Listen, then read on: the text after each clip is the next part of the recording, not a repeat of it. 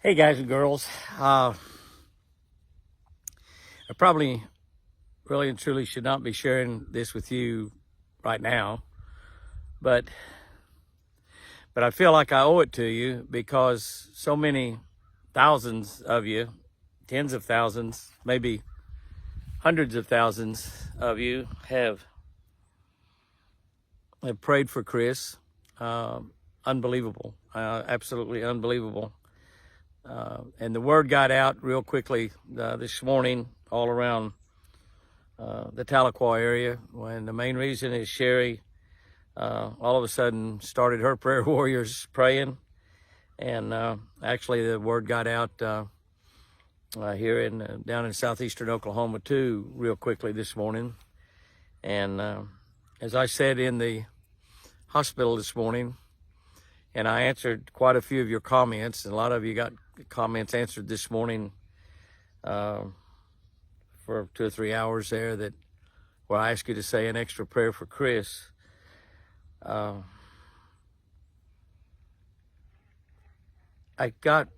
took Chris to the bathroom this morning about 6:30. Usually have to take her a couple times during the night. I usually stay up till about midnight or 1 o'clock. She'll go to bed about 8 usually, and usually by about midnight she needs to go to the bathroom, or somewhere around midnight to 1 o'clock, and so I'll stay up and work, and I did last night also, and I took her to the bathroom, and then I went to bed. I try to take her to the bathroom, I go to bed, and I went to bed, and at 6:30 this morning I took her to the bathroom again. She was fine, joking with me and talking, and put her back in bed. I said, you want to get dressed, or you want to go back to bed? She said, I want to go back to bed. And I said, well, I'll lay back down with you for a few minutes. And I did, and I went off to sleep, and she did also. And I woke up somewhere around 7:15, and the bed was just vibrating like crazy. And I thought maybe she was petting Beamer or something. I didn't know, and our black lab, and I looked over, and her legs was just going crazy, and I grabbed her, and she was just gone. And I looked at her eyes were rolled back up into her head, and her mouth was shut tight, and I tried to open her mouth, and she was breathing, and she's having such a difficulty time breathing. I grabbed her, and I sat up in bed and was holding her there in bed, and pleading with God to don't take her. And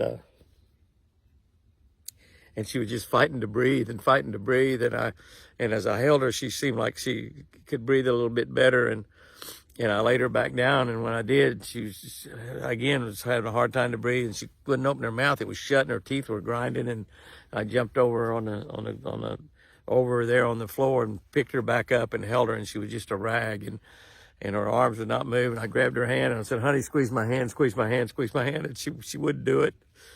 And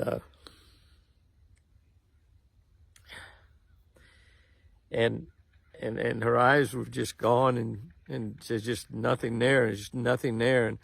And I jumped in the bathroom real quick and grabbed a washcloth, and with cold water on it, started wiping her face and putting it on her. I didn't know what to do. And I finally looked over at the clock, and it was 7:27. I don't know, probably when this started, maybe 7:15 or so. I don't really know, but and she began to breathe better, it seemed like, and so I laid her back down, and she was breathing fine then. And I called Sherry, and I told her, I said, Sherry, your mama's had another stroke, but she's alive. As the first thing I told her. And she said, Dad, have you called 911? I said, no, honey, I've been just trying to keep her alive. And she said, call 911 and get an ambulance and get her to town. And I did. And she sent me a text back and said to have them take her to the OU Medical Center, and OU Medical and OU Hospital. And she called my neighbor from across the street, Jay Standifer, and his wife, and they opened our gates. We got 2 gates, one at the county road and another one, so it's hard to get in here. And he opened the gates and was ready, and the police came out, the sheriff's department came out, we know them, and they brought the ambulance out. And by the time they got here, she had come back really, really well. And she was saying a few words to me, not many, not making any sense at all. but her eyes had brightened up, and she was. I asked her to squeeze my hand, and she did. In fact, she reached up and got a hold of my arm and squeezed it on her own. And I grabbed her hand. I said, "Squeeze my hand, baby," so she could understand everything that I said. And she had had a seizure, not a stroke, and that never entered my mind. I've got Chris back here at the ranch with me right now. She's fine. She's fine. I thought she might be having a heart attack. That did enter my mind because I just never thought about a seizure. And I know a lot of y'all have commented that you've had seizures after you've had strokes. I understand now that's very common. I remember people telling me about that, but that just didn't enter my mind this morning. I never thought I would praise God so much for a seizure. I'm so happy right now. I'm just like my heart's about to jump out of my chest that it was a seizure. And I thought she was dying. And I thought she was going to die in my arms. And I'd never been so scared in my life. I'm not afraid to die. I told that to Chris on the way back from town when we came back out this evening, and I put clean sheets and pillowcases and a bedspread on the bed. When she had nice clean sheets, and she's in there taking a nap right now. I got to get back in there with her. I don't know what would happen had I not been there with her. She might have choked to death. And the seizure's not going to kill her. But I told her, I said, "Honey, I'm not afraid to die, but I'm afraid to lose you." I talk about not fearing, and honestly, I ain't scared of nothing. And I'm not afraid to die. I'm not afraid to get hurt. I'm not afraid to get injured. I put all my trust and belief in Jesus Christ. I live at the foot of the cross. But I'm afraid to lose that girl. I really am afraid to lose that girl. And I told her that. And she's not afraid to die either. As we were driving back, Mercy Me, Bart Miller's song came on the radio on Sirius XM. We listened to the message, and probably the only channel we need, probably that and Fox News. But I told her, I said, "Honey, I was afraid you were going home today. And if you were going, I wanted to go too." And she's not afraid to die, but I'm afraid for her to die because I don't want to live without her.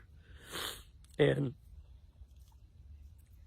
I told her, and I'll tell you how quick things got out. After we got checked out of the hospital, and it was up into the afternoon by then, and I told her, I said, "Well, let's go buy a biscuit," and I didn't realize it was like in the afternoon. It wasn't still morning, so we went down to McDonald's to get a biscuit, and they wouldn't sell them that time of the day to us, and so we got a couple of those quarter pounders with cheese and sitting out in the parking lot eating them.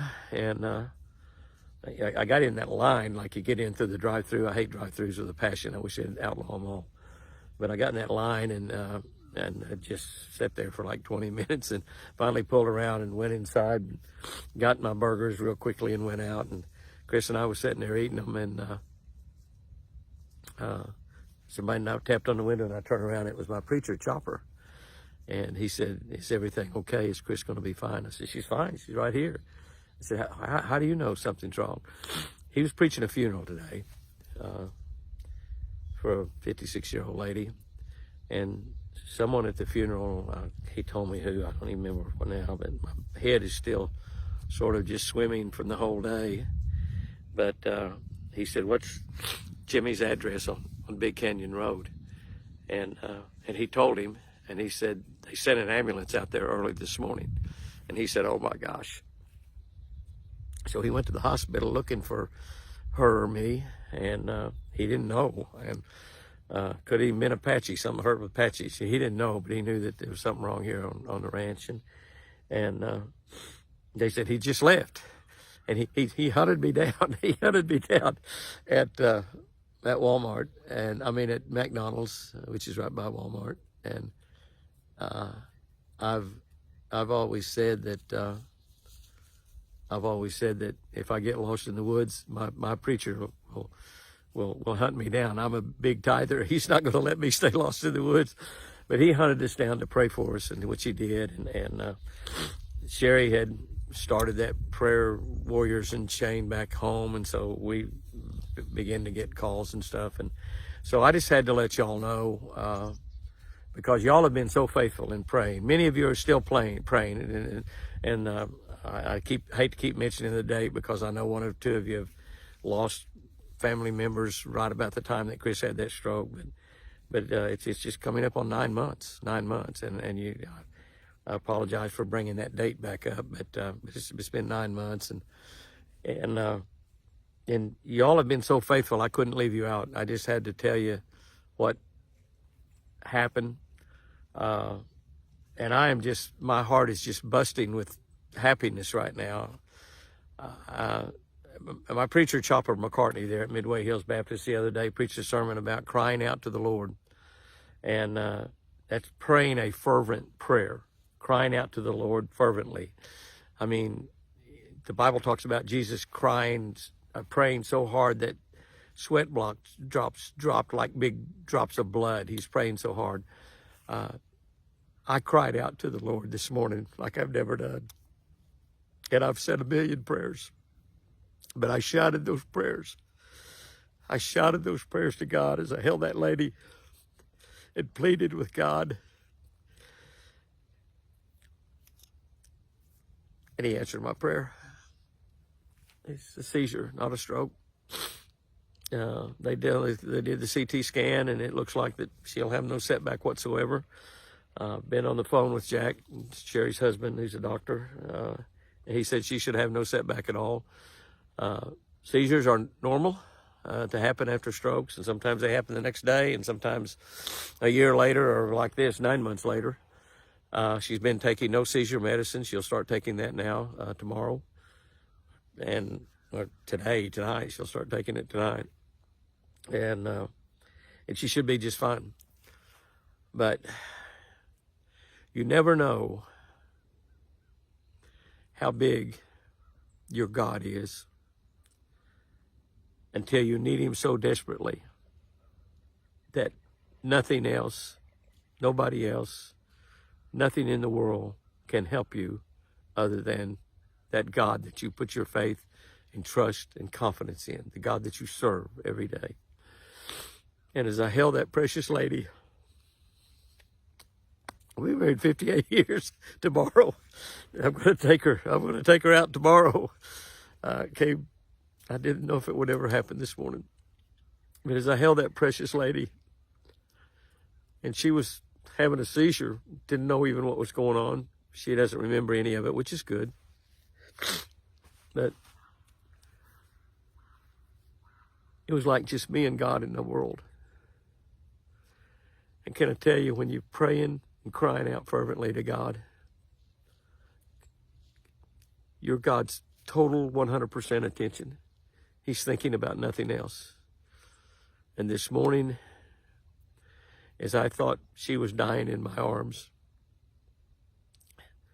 God put his arms around me and just somehow made it all right. That's the God that I serve. And like I said, I probably shouldn't be sharing this kind of stuff on social media, but our Catch of the Day family, that channel is a family. They call each other family. They call each other a church. They call each other brothers and sisters, fellow believers, fellow Christians. It's only 18 or 19,000 on that channel, but the other 100,000, the 600 and some odd thousand on Facebook. So many of y'all consider yourselves a part of our family. And can I tell you, we consider you a part of the family also. I know some of you, because I answered probably a couple, 200 or 300 comments this morning, sitting in that hospital emergency room, holding Chris's hand. And I didn't tell anybody anything, but I did ask for you to say an extra prayer for Chris. So those of you that did, and I know you did, I just know you well enough to know that you did. Thank you, thank you, thank you. And